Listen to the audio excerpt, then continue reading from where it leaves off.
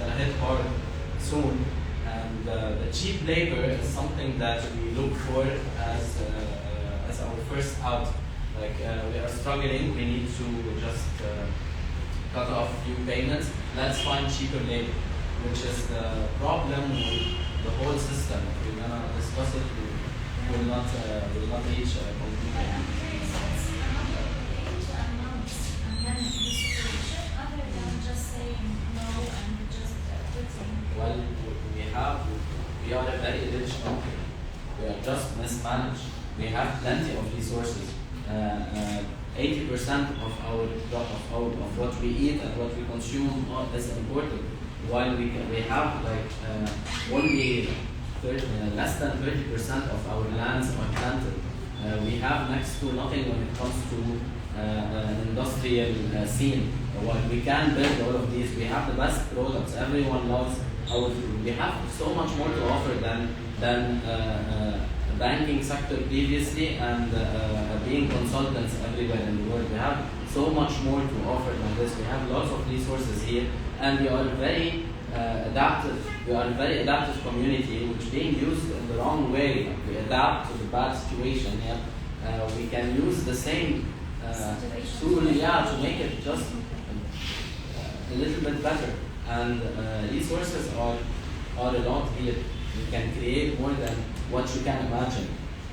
Just 2 weeks ago, a cosmetic company, I think it's L'Oreal, they came here, they wanted to find water with certain acidity, and they found it in a land in the Shuf area.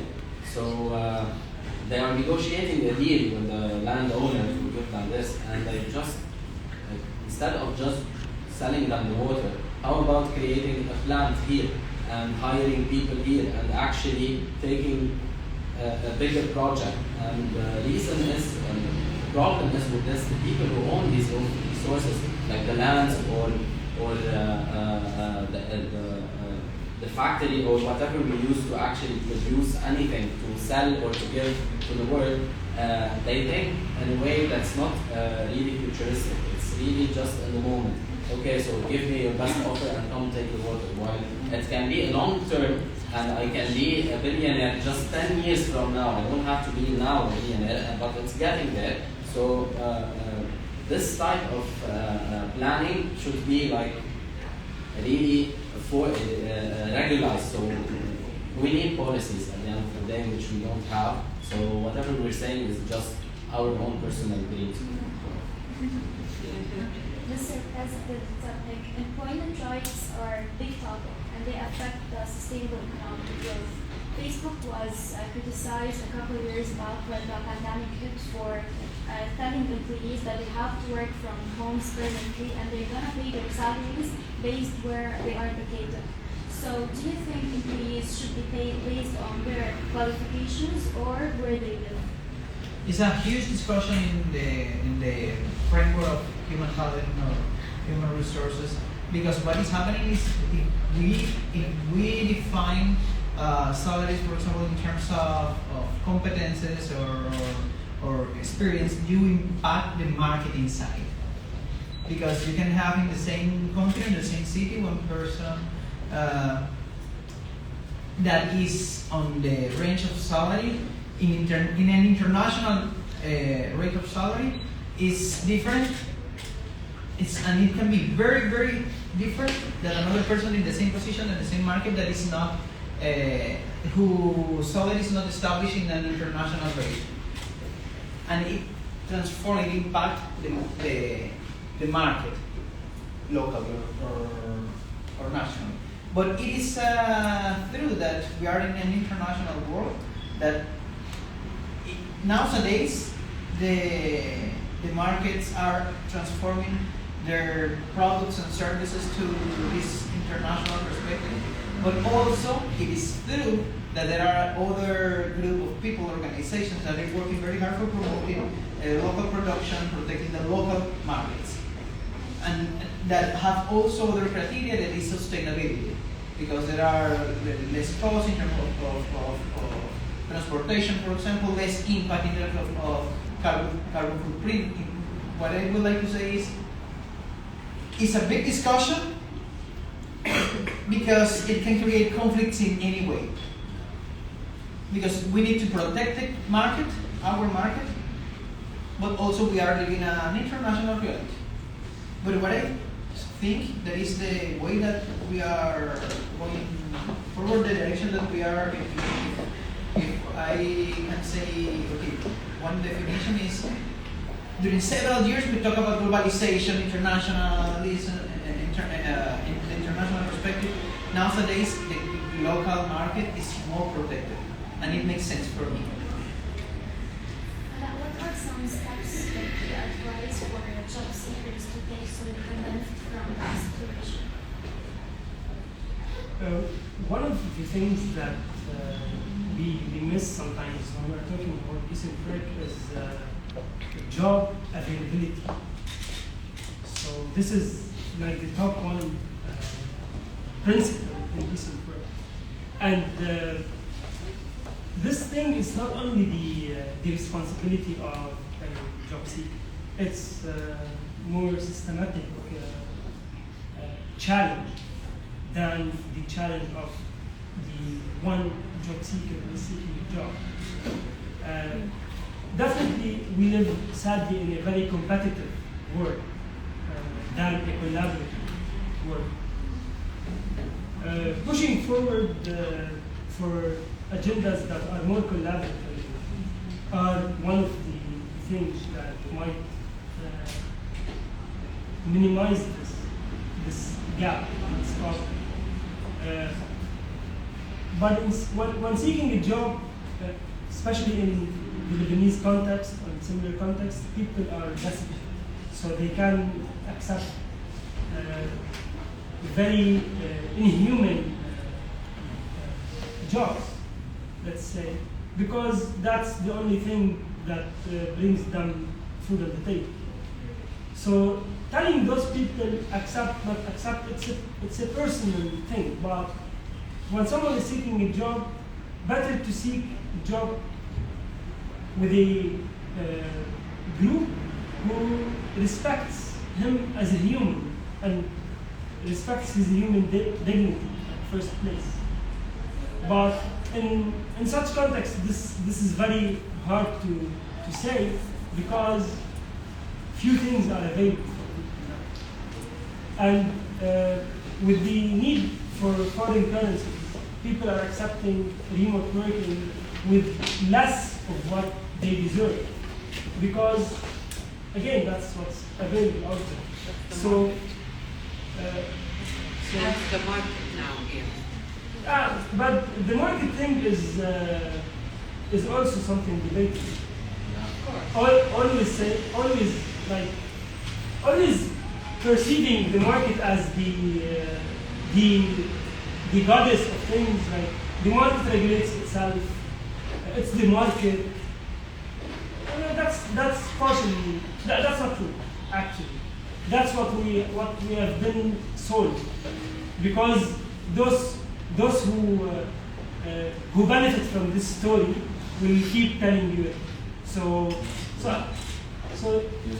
yeah. The market is 100% controlled. It's not, the market does not regulate itself, and it's not just a result of random actions. So I totally agree. Yeah, the market is 100% controlled. So the market story is a big debatable thing, but again, we have to mobilize and organize and collaborate to get better conditions and to push all decision makers, big companies, to apply decent work principles, because they are human rights who are part of all the international UN and all other organizations. So this is our right, and socioeconomic rights are our rights, and we should not compromise this. And not to compromise this, we need to mobilize, organize, work together, collaborate together towards the good of the community and definitely the youth and job seekers and so on. So that's it. Shall, what are some other steps you advise to take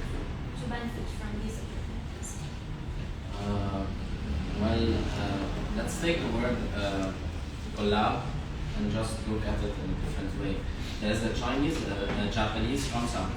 It's highly applied in Japan. I just can't remember the name of it in Japanese. It would have been really cool if I had one. I forgot the name. So basically what they do is a cluster of companies, they come together. Let's say they are making cars, car manufacturing. Just one company makes the doors, another makes the windshield, another makes the engine, and so on. So what they do is they collaborate together on a level that is very much strict, like from this company that actually has to buy from all of these companies. So clustering is a big word, I know, and we can talk about it for hours and hours, but in that way we can create some solid structures, and instead of actually trying to find a solution on an individual level, maybe every group of companies can do so. And we can see that starting to happen because it's actually, as we said before, the market is controlled, and every big funding, every big fund that's being dispersed here to Lebanon is actually now encouraging the creation of clusters, while we asked for that like a long time ago. And when we do so, like we are actually strengthening sectors instead of companies, like the whole tourism sector or the whole manufacturing sector. So in that way, maybe if we look at it as a big problem, and I do believe that the civil issues that we are living and the policies, I do believe that the private sector has a huge impact on them. Even it's government issues, yet the private sector really can move because it's where we have the fast decision making, and it's where we have the big economic power. So we have to collaborate on some level. I used to think twice before actually working with organizations or NGOs. Yet I understood with time that the best way to actually find solutions is to come together, and each has their own merit. How are you implementing the clustering strategy on and off platform? Okay, so basically what's being done now with clusters is we gather like a few cosmetics company, let's take it as an example. We gather them, people who are actually doing cosmetics on small, or soaps are considered cosmetics. So whatever they are producing on a small scale level, we bring them together. First, what they can do is benefit from each other, like when it comes to suppliers, and we help them as well to actually lower their costs and have better production, more efficient production. Plus, we connect them with buyers all over the world. So instead of one company trying to sell a soap product to one place, what we do is we actually work together to actually get them all, especially that we produce in very low quantities. Like we are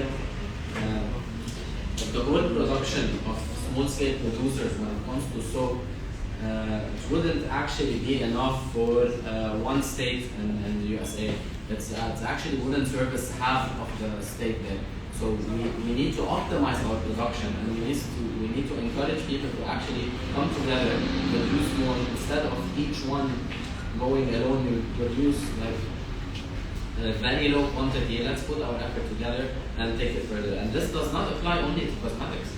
Like at Mosam, we sell everything that is made by local producers. So when it comes to food, when it comes to arts and crafts, when it comes to everything that is, and especially things that are just like unusual, like mixes of jams and za'atar and stuff that are not usual, that usually do not come together, we can create. We already are creating, like producers, they are creating products that people will die for everywhere. So And get differentiated. exactly, like if anyone here is still making like regular strawberry jam, stop, just like go and try to be more innovative, and we can sell. Mr. President, we discussed earlier in your speech how similar the situation in Lebanon is Venezuela. So, what do you think Lebanon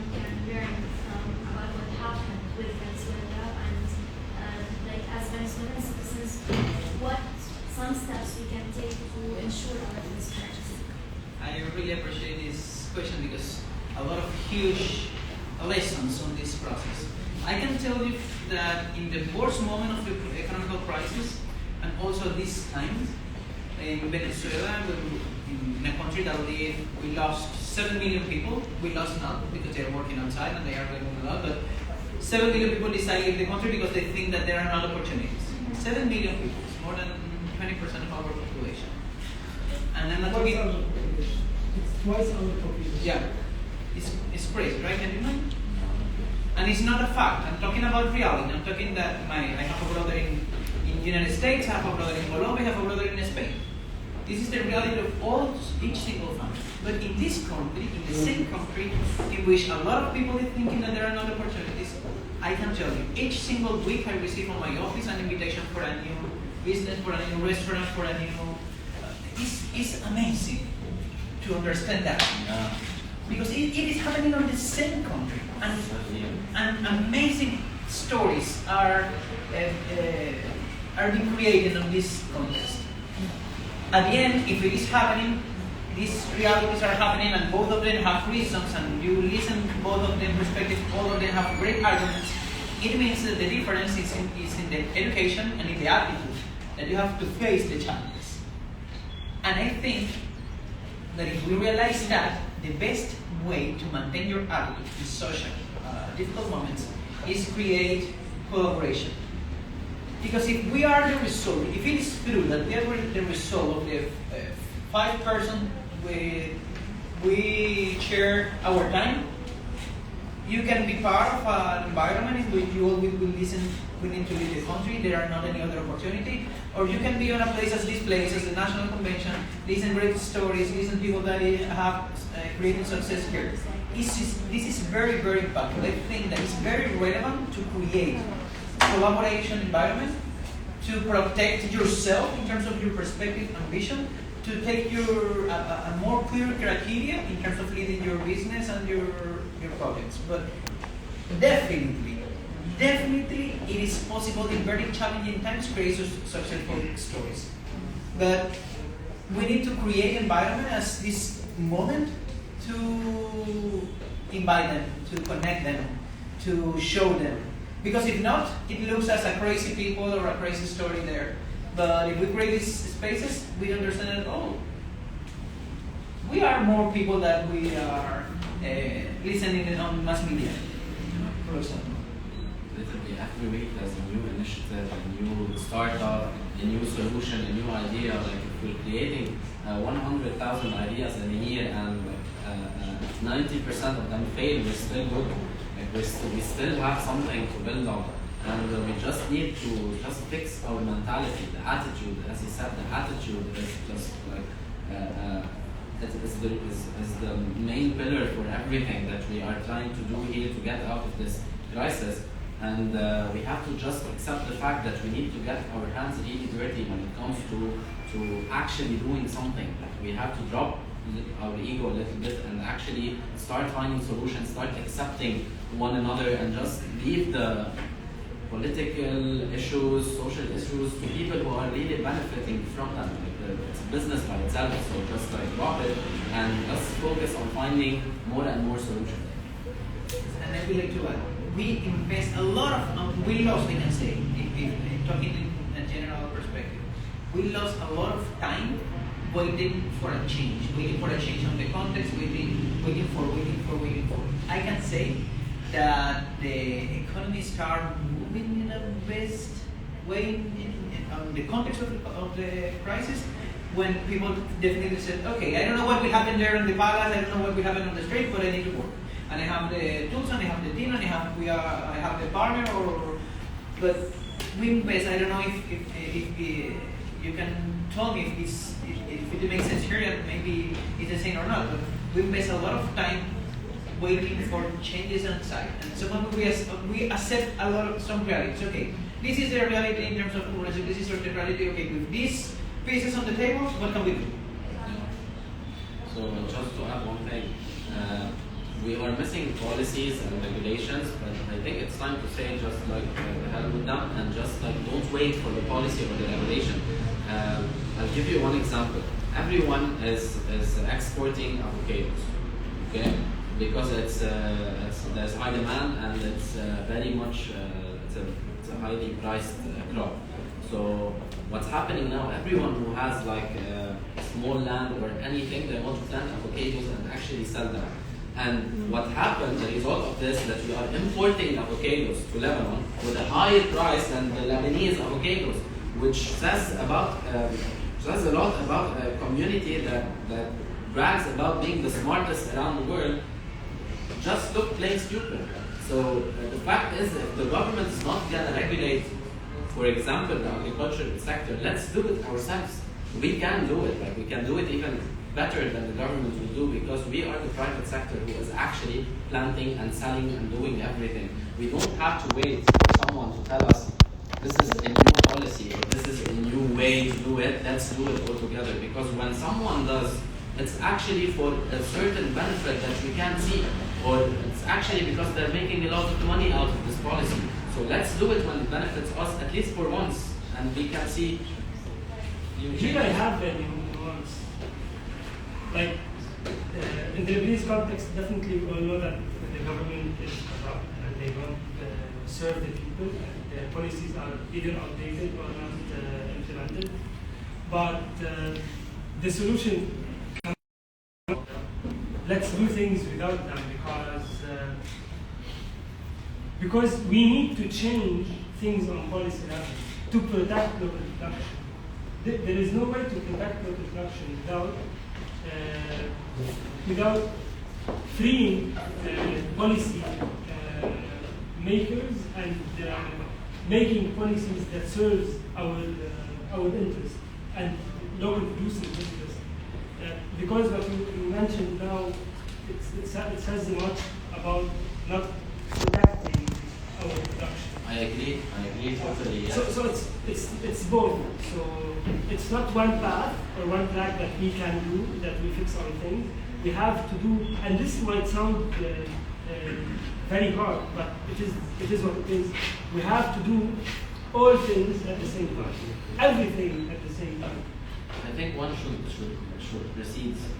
Like, if we wait for the policy will never happen. And this is what we've learned in the past 40 years. And it's been a long wait. And if we actually move towards something where the power is ahead of the policy, a policy has to be created to adapt to what's happening on the ground. So maybe when the policies or the regulations are not being the movers, maybe we can move it elsewhere in the private sector, on an individual level with businesses, and policy might follow to accommodate. But we have to actually do something. If we keep on waiting, I don't think the situation will be changing anytime soon. And then I have an example just for consideration on the discussion, something that happened in Venezuela. For example, the US currency was absolutely controlled. In a country with an inflation that touched 2,000%. For example, nowadays, I have Venezuelan bank account, but I have not money in my Venezuelan bank account because it's crazy to have money in Bolivares, that is our currency. Because each single hour it was losing money. But it was not any policy. Our official currency is Bolivares. Yes. It was Bolivares. People, in one moment, business sector people decide unofficially start working with US dollars. And to buy a car, to buy a partner, or to buy 1 kilogram of beef or whatever. Nowadays, the country is absolutely, completely, 100% dollarized. But it happened first on facts, without legal framework. And nowadays, we have a legal framework. Because it's a fact. The official currency is Bolivares, but if some of you have one paper of Bolivares, I will take a picture because I don't know how it is. It's not circulating anymore, years ago. But in the first stage, officially in companies on business sector, for example, accountability was in Bolivares, but the reality was not in Bolivares. Yeah. But the accountability is. And then, in the next stage, government changed policies because, okay, it's the truth. We can We cannot maintain this way if it is not what is happening. It's just as an example that maybe can show this challenge that we are talking about. On this case, specific case, Venezuelan business sector and people decide not wait for it. But it opened a gap, and that then was solved. Now it's legal, regular, for example, preparing bonds in US dollars. But it's now the next stage. It's similar in the context actually, and definitely in a country that many things are not in our control, waiting is not the answer. So maybe the highlight of this panel would be collaborate, don't wait. Sounds good. I think we will close the panel on this fruitful statement. Thank you for being present, and thank you for sharing all the knowledge that you have and the experience that you've been through. So Thank you. Thank you.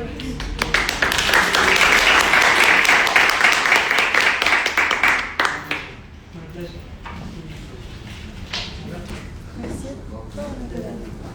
Thank you so much for this interesting discussion.